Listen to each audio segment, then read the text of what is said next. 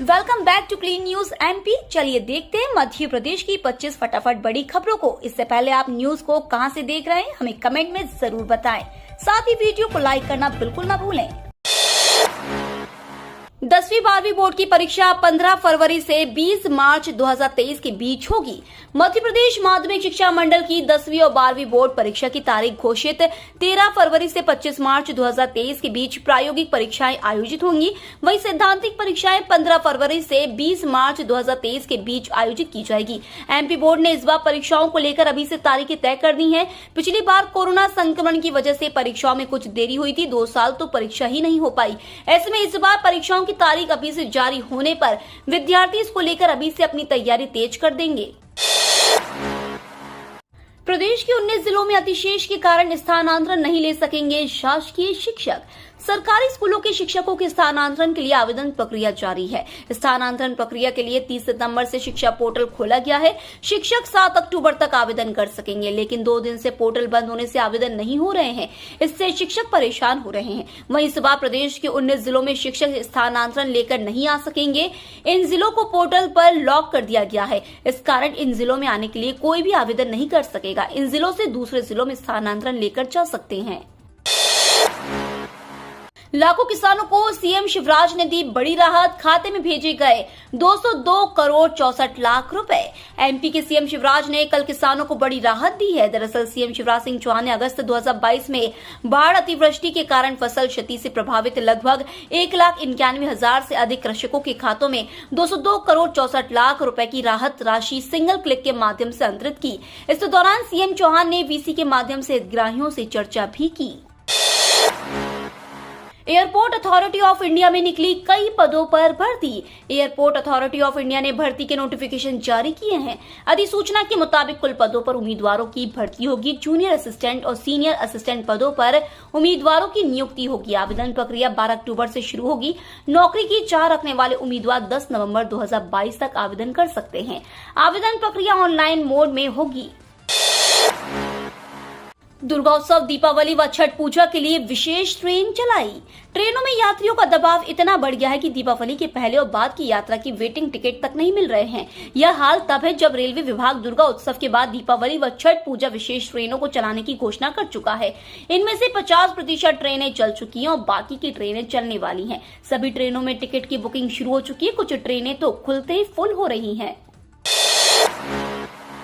प्रदेश में बाल मृत्यु दर कम करने सीआईएपी करेगा मदद। प्रदेश में शिशु मृत्यु दर को 48 से घटाकर 25 तक लाने की योजना को लेकर central Indian academy of paediatrics के प्रतिनिधियों ने स्वास्थ्य मंत्री डॉक्टर प्रभुराम चौधरी से मुलाकात की है। उन्हें मृत्यु दर में कमी लाने के तरीके बताए हैं और मदद करने का भरोसा भी दिया है। प्रतिनिधियों में सीआईएपी के अध्यक्ष डॉक्टर रमेश कुमार, सदस्य डॉक्टर महेश माहेश्वरी और एमपीआईएपी के सचिव डॉक्टर राजेश टिकस शामिल थे। सीएम शिवराज की बड़ी घोषणा, तैयार होगी नई नीति, आम जन को मिलेगा लाभ। मध्य प्रदेश में जल्द आम जनता को बड़ी राहत मिलेगी। राज्य शासन द्वारा इस दिशा में कार्यशैली अपनाना शुरू कर दिया है। बड़ी घोषणा करते हुए सीएम शिवराज ने कहा है कि सरकार का काम केवल सड़क पुल पुलिया बनाना ही नहीं, इंसानों की जिंदगी बचाना भी है। ऐसे में नशीली गतिविधियों को नियंत्रित करने के लिए आबकारी नीति तैयार की जाएगी। साथ ही मॉडल पंचायत को 1 लाख रुपए सहायता राशि का लाभ दिया जाएगा। अधिकार नहीं, अनुकंपा के आधार पर नियुक्ति, सिर्फ रियायत, सुप्रीम कोर्ट का अहम फैसला। सुप्रीम कोर्ट ने एक अहम फैसले में कहा है कि अनुकंपा के आधार पर नियुक्ति अधिकार नहीं बल्कि रियायत है। ऐसे रोजगार देने का उद्देश्य प्रभावित परिवार को अचानक संकट से उबारने में सक्षम बनाना है। Justice MR. शाह और जस्टिस कृष्ण मुरारी की बेंच ने कहा है कि कर्मचारी की मृत्यु के 24 साल बाद प्रतिवादी अनुकंपा के आधार पर नियुक्ति की हकदार नहीं होगी। अनुकंपा के आधार पर नियुक्ति के संबंध में सुप्रीम कोर्ट द्वारा स्पष्ट किए गए कानून के अनुसार संविधान के अनुच्छेद 14 और 16 के तहत सभी उम्मीदवारों को सभी सरकारी रिक्तियों के लिए समान अवसर प्रदान किया जाना चाहिए। संविधान का अनुच्छेद 14 कानून के सामने समानता है और अनुच्छेद 16 सरकारी रोजगार मामलों में अवसर की समानता से संबंधित है। हेलमेट पर एमपी में सख्ती, हाई कोर्ट के आदेश के बाद पुलिस मुख्यालय ने जारी किए ये निर्देश।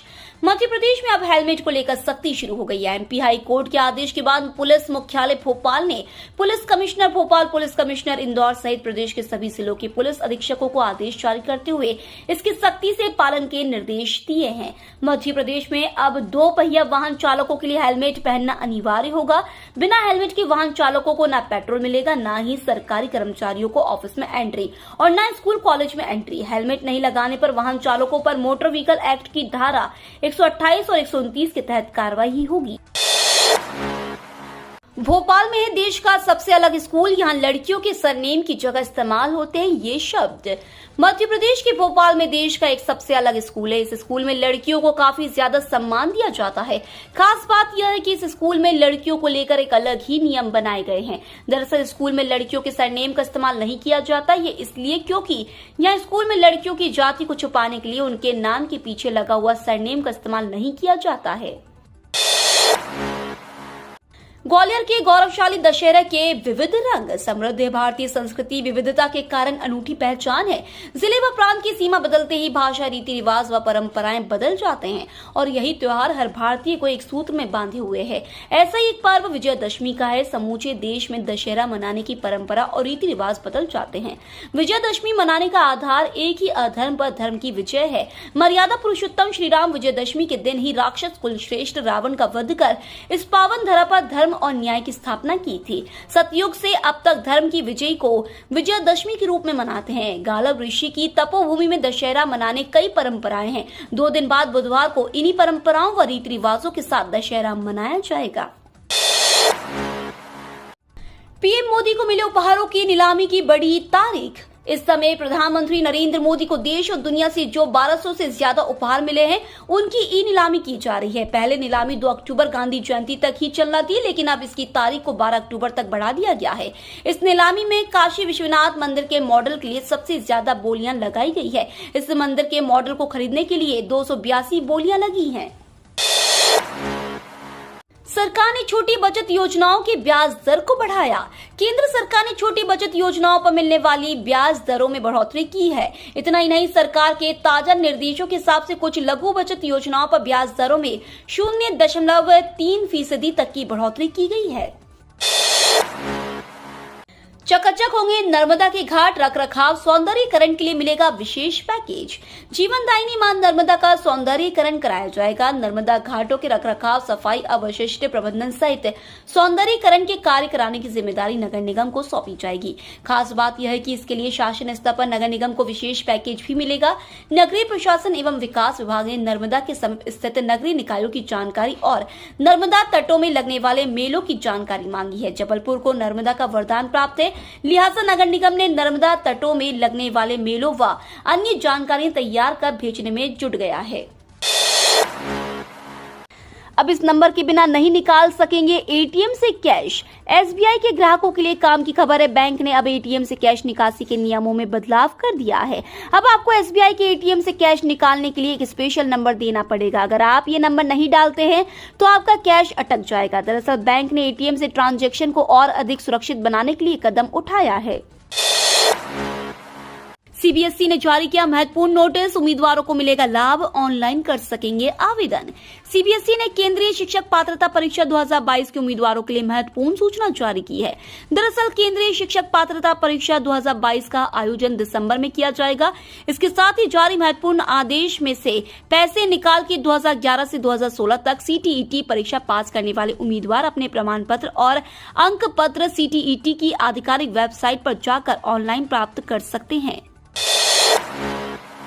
दुर्गाष्टमी पर मिली पेट्रोल डीजल में राहत, एमपी में सस्ता हुआ ईंधन। आज के दिन मध्य प्रदेश में पेट्रोल और डीजल की कीमतों में राहत मिली है।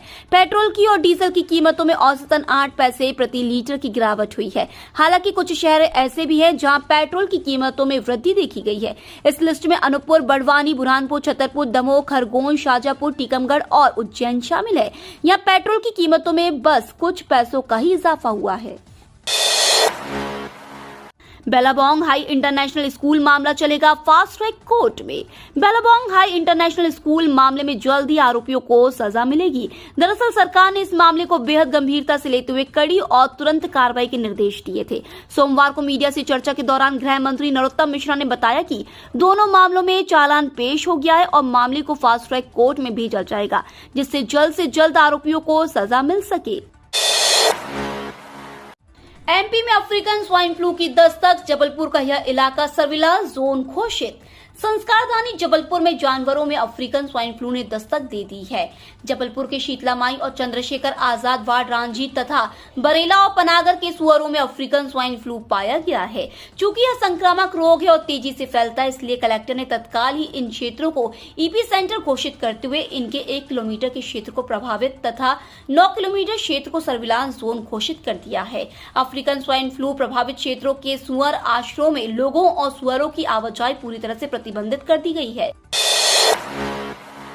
भारत और दक्षिण अफ्रीका की टीमें पहुंची इंदौर, आज होगा मुकाबला। इंदौर में आज भारत और दक्षिण अफ्रीका की टीमें भिड़ेंगी। दोनों टीमें चार्टर्ड फ्लाइट से पहुंच गई हैं।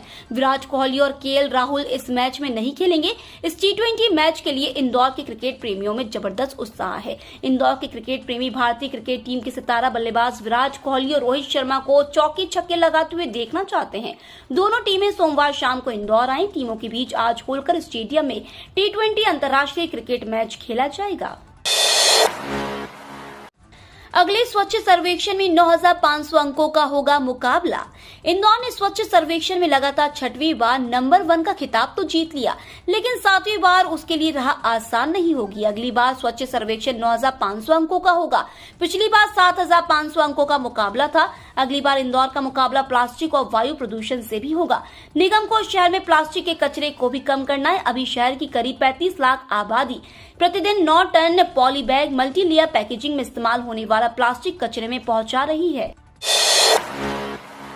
इंदौर में दशहरे पर बिकेंगी 1100 से ज्यादा कारें, लोगों ने पहले से कराई बुकिंग। इंदौर में गणेश उत्सव से ऑटोमोबाइल सेक्टर में उछाल देखने को मिल रहा है। गणेश उत्सव और नवरात्र में भी इंदौर में वाहनों की अच्छी बिक्री हुई थी। अब दशहरे पर शहर में सभी कार निर्माता कंपनियों की 1100 से अधिक कारें बिकने की उम्मीद है। वहीं 2 पहिया और अन्य श्रेणी के वाहन मिलाकर यह आंकड़ा 4000 से अधिक हो जाएगा। इसके बाद पुष्य नक्षत्र और दीपावली पर भी वाहनों की जमकर बिक्री होगी।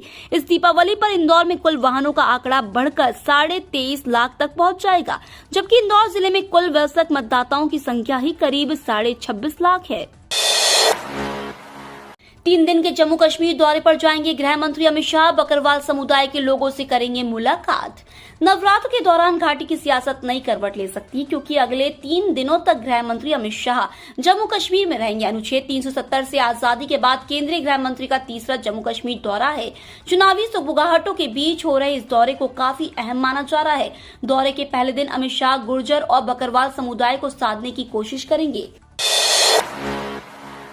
फिर बदलेंगे मौसम के मिजाज। 21 जिलों में गरज चमक के साथ बारिश की चेतावनी। 6 अक्टूबर से एक बार फिर मध्य प्रदेश में बारिश का दौर शुरू होगा। वर्तमान में बंगाल की खाड़ी के पूर्वी व पश्चिमी छोर पर एक चक्रवाती परिसंचरण सक्रिय है, जिसके 24 घंटे में और मजबूत होकर मध्य भारत की ओर बढ़ने के संकेत है। इसके प्रभाव से भोपाल, इंदौर सहित प्रदेश भर में 5-6 अक्टूबर को मध्यम स्तर की बारिश होने की संभावना है। यह दौर 8 अक्टूबर तक जारी रहेगा। एमपी मौसम विभाग ने आज से 21 जिलों में बारिश की संभावना जताई है। दुनिया में सबसे पहले भारत में आ सकता है 6G नेटवर्क। भारत में 1 अक्टूबर को 5G लॉन्च होने से देश में एक नई संचार क्रांति आ गई है, लेकिन इसी के साथ भारत अभी से संचार क्षेत्र में 6G सेवाएं उपलब्ध कराने की तैयारियों में भी जुट गया है। भारत का लक्ष्य है कि विश्व में 6G सेवाएं उपलब्ध कराने में वह अग्रणी रहे। अब जब भारत में 5G सेवाओं का आगमन हुआ है, तब तक विश्व के लगभग 70 देशों में यह सेवा पहले ही उपलब्ध हो चुकी है, जिनमें दक्षिण Korea, America, Britain, France, Germany, Italy, चीन, कनाडा, स्पेन के साथ चीन, ब्राजील और सऊदी अरब जैसे देश शामिल है। 6G आ सकता है भारत में सबसे पहले। ये तो थी आज की 25 फटाफट बड़ी खबरें। अगर आपको न्यूज पसंद आई हो तो चैनल को सब्सक्राइब करना ना भूले। धन्यवाद।